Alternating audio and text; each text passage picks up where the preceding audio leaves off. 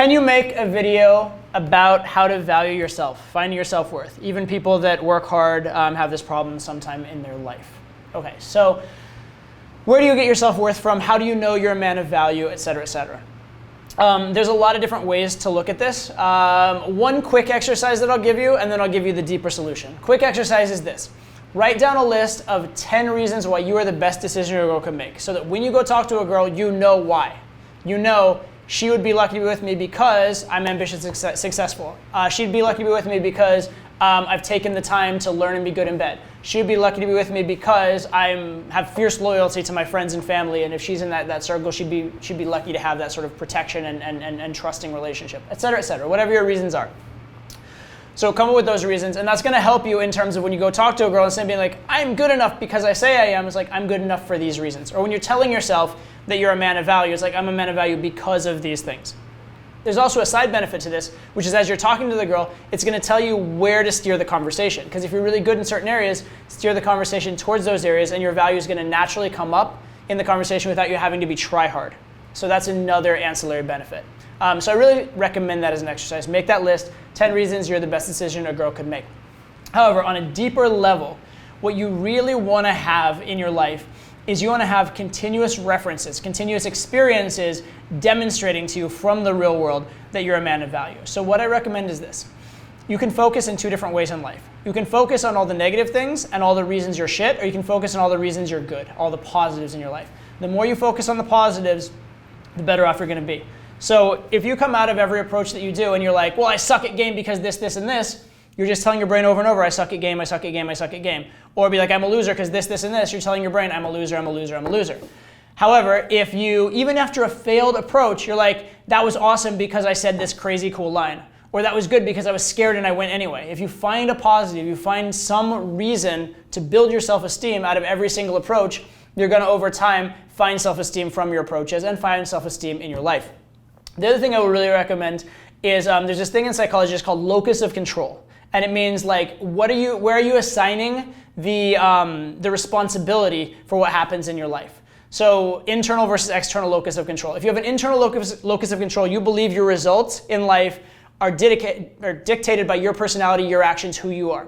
If you have an external locus of control, you believe that it's luck or circumstance or other people doing things to you, etc. And the interesting thing is, the ideal scenario for building self-esteem, as much as you can reasonably, is to have an internal locus of control for your successes and an external locus of control for your failures. So when you do something well and when you succeed, that's because you're an awesome person. That's because you stepped up. That's because you're a champ, right? On the other hand, when you fail, that's because you didn't know all the information and you're going to go find it so that it won't happen again. Or it's because there was this external unusual circumstance and you're going to do your best now to make sure to not be in that circumstance again. Notice I added that second part though. I didn't just say this external factor where you're like making an excuse for yourself, right? It's not okay to make an excuse. It's not okay to just say, oh, it's luck, it's out of my hands, and then let it be luck and out of your hands again and again and again. But if you say that was luck that's out of my hands and the situation's being corrected, well, now there's no more reason for that negative.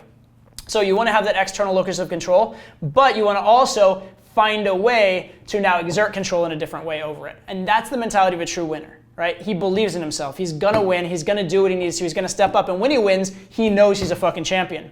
When he loses, he finds the cause. And the cause is, maybe something he hasn't learned yet, something he didn't know yet, whatever. It's not that he's a loser, though. It's that there is some other factor. And then, and this is the important part, he takes action on that factor so it doesn't happen again. Putting it outside of yourself without taking action is just making excuses, and it's actually a recipe for disaster. Okay, so it's very important. Put your successes on yourself, put your failures on other factors, but only if you'll actually take action and solve those other factors. Only if you're going to make the commitment not to make the same mistake twice and make the commitment to keep improving. If you're on that path towards improvement, though, that is a great way to look at things, and that is the way that you should look at things. The other thing I will say in terms of building self-esteem is have a code. Have certain standards and values that you believe in that you absolutely will not subvert for anybody, right? These are things I do, these are things I don't do, and have that be your ethical standard. And it can be good and bad, moral things. It can also be like, I go to the gym every day, right?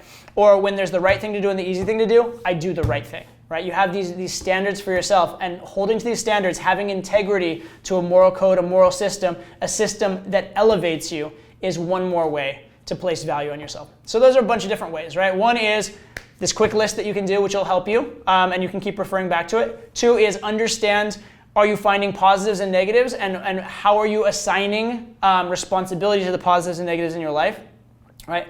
And then the final thing is taking those right actions, making the right progress, and having standards for yourself for what you will and will not tolerate. If you can do all those things, you're moving day by day, minute by minute on a path towards more and more self-esteem, more and more value on you as a man.